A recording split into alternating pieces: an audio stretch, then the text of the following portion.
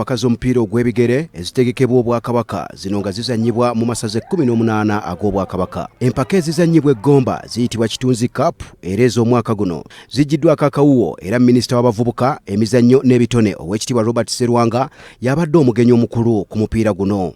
Gomba yegasse ku masaza gali 13 agasambye emipiira gino.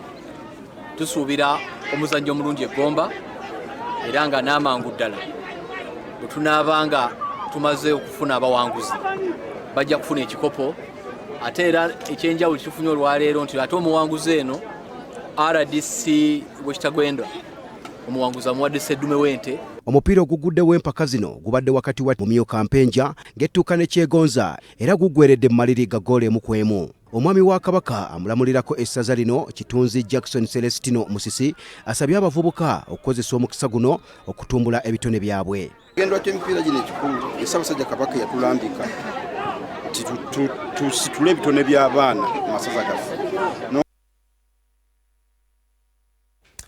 Weewaawo olwakadde nno njagala okkirize nkuze